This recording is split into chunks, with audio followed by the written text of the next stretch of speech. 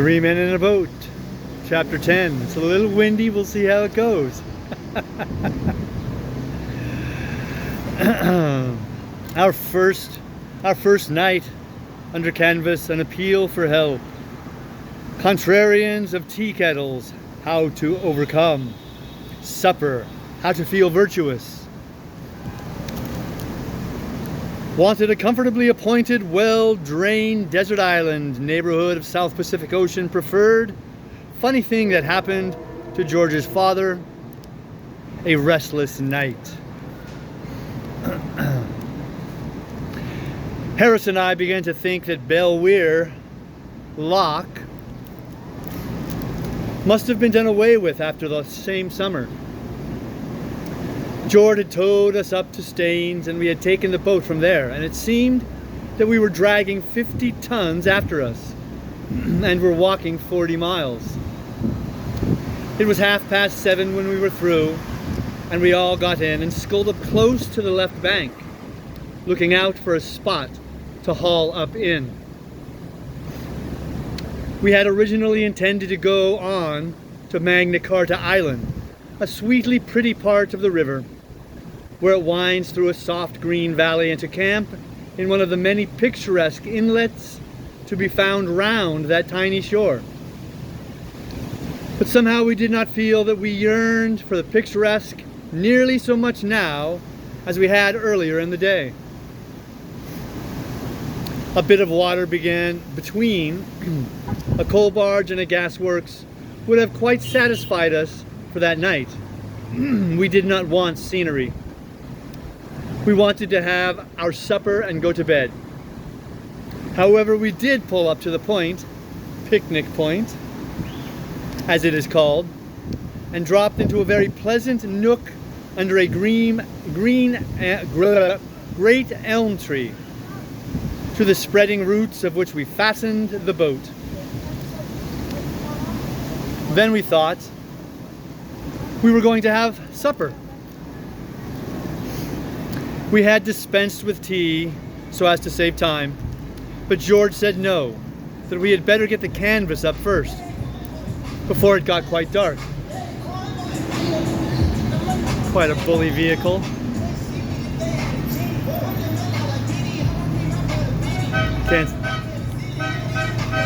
Can't see it. Oh well.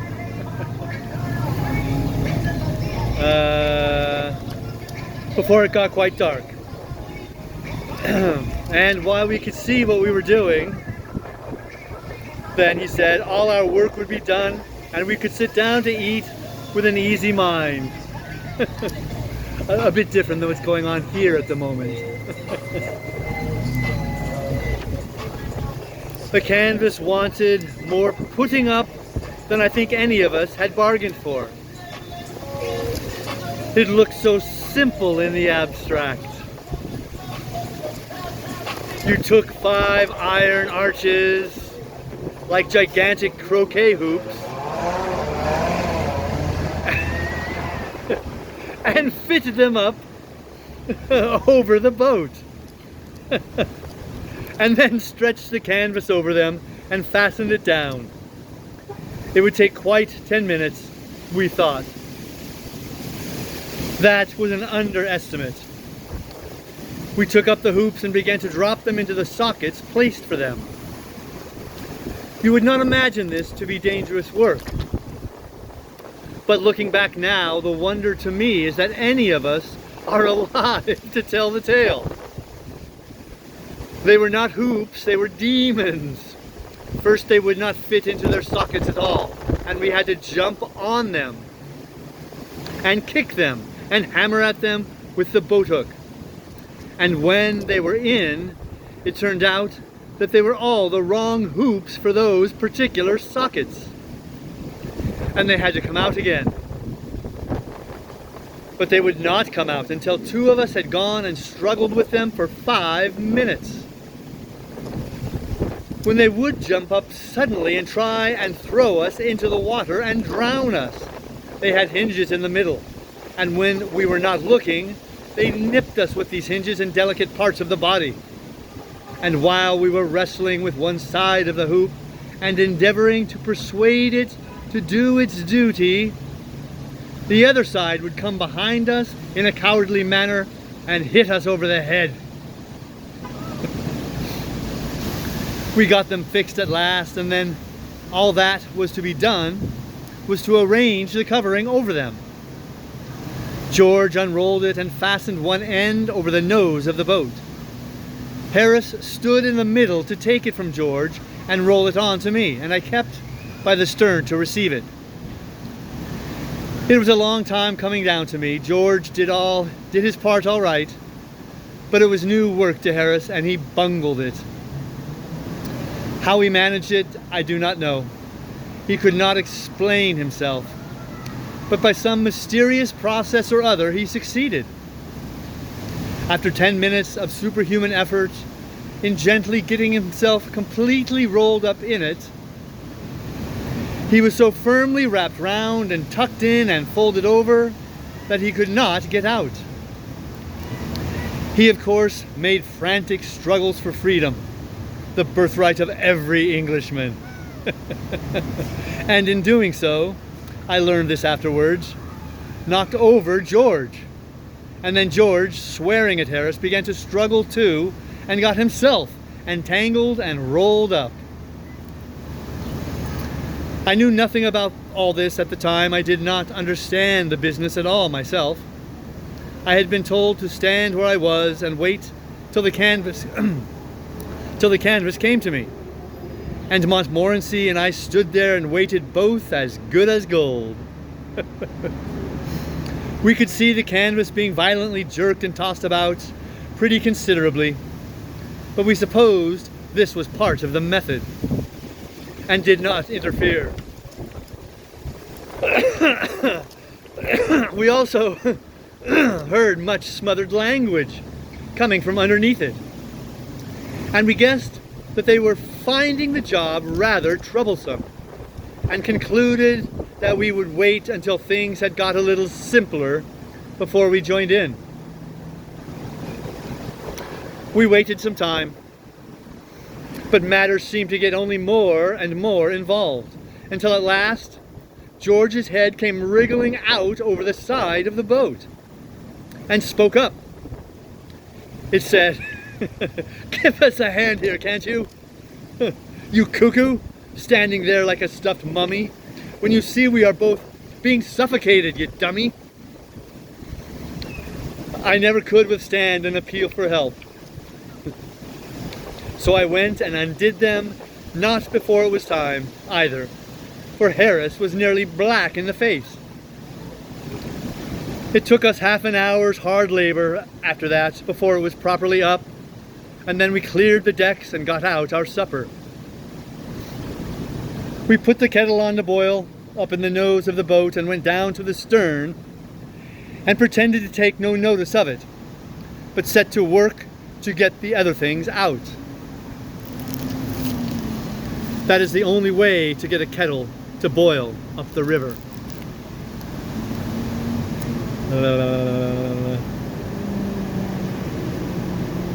I lost my spot.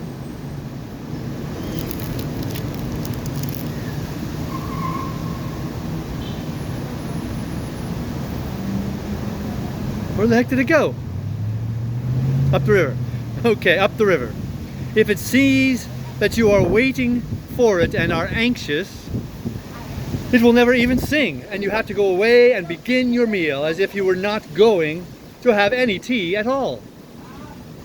You must not even look round at it. Then you will soon hear it spluttering away, mad to be made into tea. It is a good plan too, if you are in a great hurry, to talk very loudly to each other about how you don't need any tea and are not going to have any. You get near the kettle so that it can overhear you, and then you shout out, "I don't want any tea. Do you, George?" To which George shouts back, "Oh no, I don't like tea. We'll have lemonade instead. Tea's so indigestible." Upon which the kettle boils over and puts the stove out. We adopted this harmless bit of trickery, and the result was that by the time everything else was ready, the tea was waiting. Then we lit the lantern and squatted down to supper. We wanted that supper. For 35 minutes, not a sound was heard throughout the length and breadth of that boat, save the clank of cutlery and crockery and the steady grinding of 4 sets of molars. At the end of 35 minutes, Harris said, "Ah!" and took his left leg out from under him and put his right one there instead. 5 minutes afterwards, George said, "Ah, too," and threw his plate out on the bank. And 3 minutes later than that, Montmorency gave the first sign of contentment he had exhibited since we started.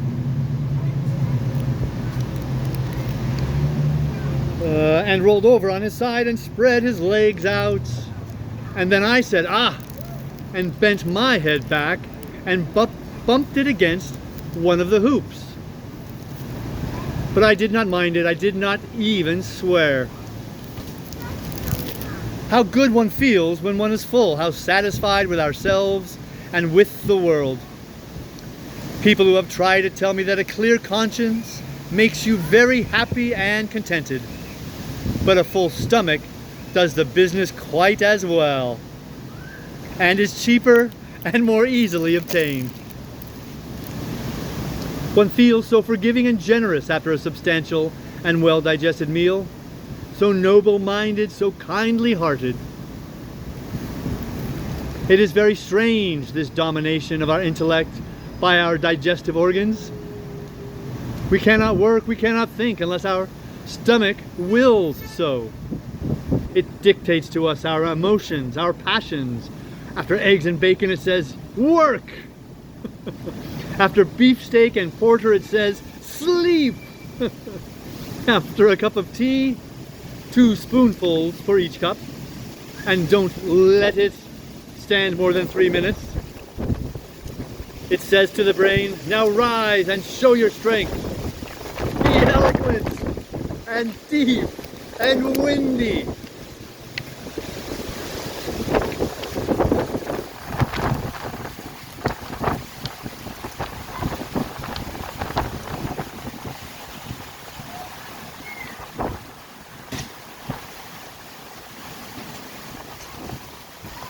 Patience is a virtue, but it ain't one of mine. I did not even swear. How good one feels when one is full, how satisfied with ourselves and with the world. People who have tried it tell me that a clear conscience makes you very happy and contented, but a full stomach does the business quite as well, and is cheaper and more easily obtained.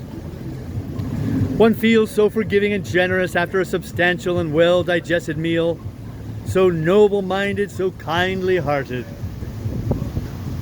It is very strange, this domination of our intellect by our digestive organs. We cannot work, we cannot think unless our stomach wills so. It dictates to us our emotions, our passions. After eggs and bacon, it says, "Work!" After beefsteak and porter, it says, "Sleep!" After a cup of tea, 2 spoonfuls for each cup, and don't let it stand more than 3 minutes. It says to the brain, "Now rise and show your strength. Be eloquent and deep and tender. See with a clear eye into nature and to your life. Spread your white wings of quivering thought and soar a godlike spirit over the whirling world beneath you, up through long lanes of flaming stars to the gates of eternity."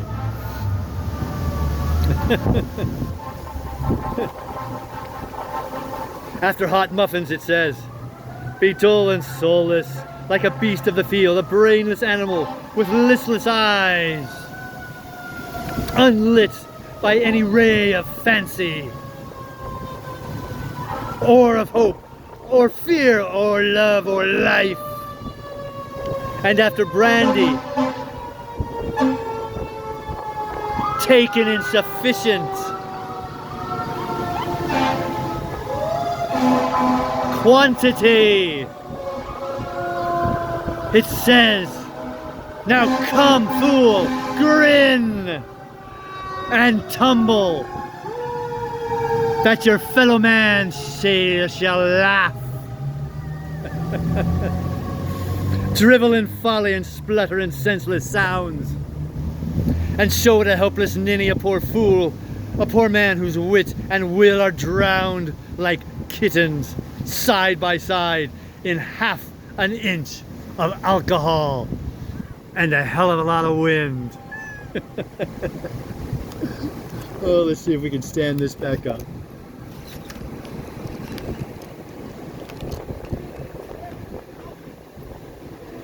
Okay. We are but the veriest, sorriest slaves of our stomach. Reach not after morality and righteousness. My friends, watch vigilantly your stomach, and diet it with care and judgment. Then virtue and contentment will come and reign within your hearts, unsought by any effort of your own. And you will be a good citizen, a loving husband, and a tender father, a noble, pious man. Before our supper, Harrison, George, and I were quarrelsome and snappy and ill-tempered. After our supper, we sat and beamed on one another, and we beamed upon the dog, too. We loved each other, we loved everybody. Harrison, moving about, trod on George's corn. Had this happened before supper, George would have expressed wishes and desires concerning Harris's fate in this world and the next that would have made a thoughtful man shudder. As it was, he said, "Steady, old man, where wheat." And Harris, instead of merely observing in his most unpleasant tones that a fellow could hardly help treading on some bit of George's foot, if he has to move about at all within 10 yards of where George was sitting, suggesting that George never ought to come into an ordinary sized boat with feet that length, and advising him to hang them over the side, as he would have done before supper. Now said, "Oh, I'm so sorry, old chap, I hope I haven't hurt you." And George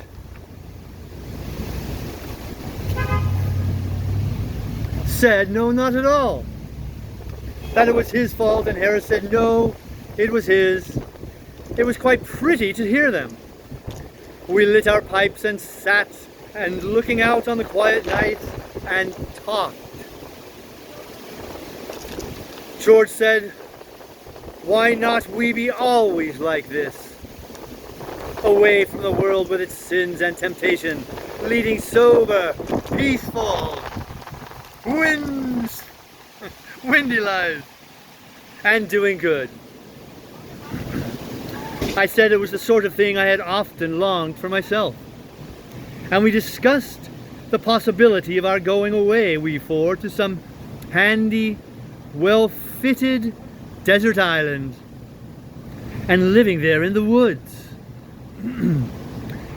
Harris said that the danger about desert islands, as far as he had heard, was that they were so damp.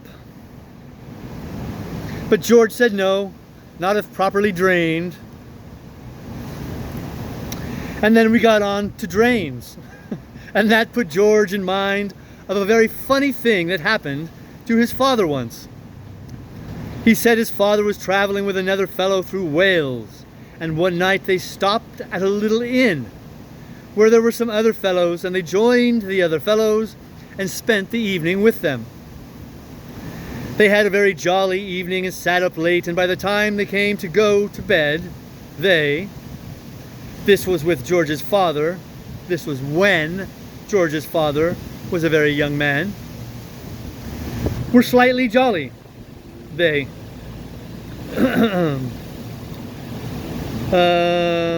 George's father and George's father's friend, were to sleep in the same room, but in different beds. They took the candle and went up. The candle lurched up against the wall when they got into the room, and went out. And they had to undress and grope into bed in the dark. This they did. But instead of getting into separate beds as they thought they were doing, they both climbed into the same one without knowing it. One getting in with his head at the top and the other crawling in from the opposite side of the compass and lying with his feet on the pillow. There was silence for a moment, and then George's father said, "Joe." "What's the matter, Tom?" replied Joe's voice from the other end of the bed. "Why, there's a man in my bed," said George's father. "Here's his feet on my pillow." "Well, it's an extraordinary thing, Tom," answered the other, "but I'm blessed if there isn't a man in my bed too." "What are you going to do?" asked George's father. "Well, I'm going to chuck him out," replied Joe. "So am I," said George's father valiantly.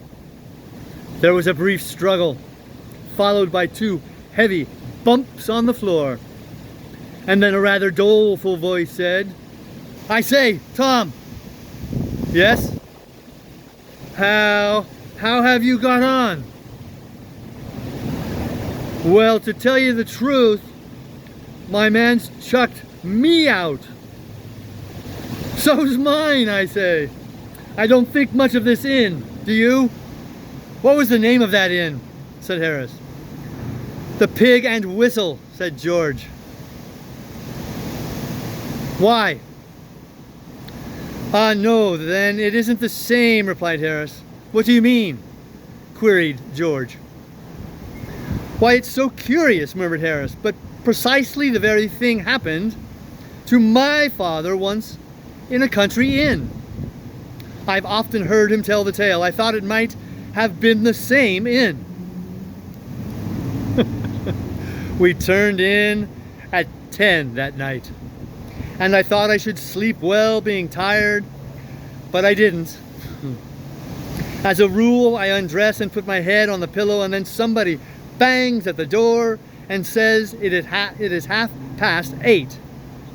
But tonight everything seemed against me.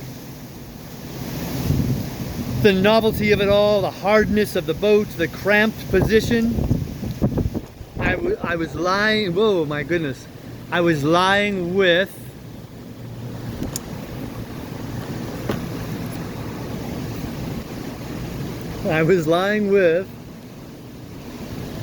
my feet under one seat and my head on another. The sound of the lapping water around the boat and the wind among the branches kept me restless and disturbed. I did get to sleep for a few hours, and then some part of the boat, which seemed to have grown up in the night, for it certainly was not there when we started, and it had disappeared by the morning, kept digging into my spine. I slept through it for a while, dreaming that I had swallowed a sovereign, and that they were cutting a hole in my back with a gimlet. So as I tried and had to get it out, I thought it was very unkind of them, and I told them I would owe them the money, and they should have it at the end of the month. But they would not hear of that, and said it would be much better if they had it then, because otherwise the interest would accumulate so. I got quite cross with them after a bit, and told them what I thought of them. And then they gave the gimlet such an excruciating wrench that I woke up. The boat seemed stuffy and my head ached, so I thought I would step out into the cool night air. I slipped on what clothes I could find about, some of my own and some of George's and Harris's, and crept under the canvas onto the bank. It was a glorious night. The moon had sunk and left the quiet earth alone with the stars. It seemed as if in the silence of the hush, while we, her children, slept, they were talking with her, their sister, conversing of mighty mysteries in voices too vast and deep for childish human ears to catch and sound. They saw us, these strange stars so cold and clear.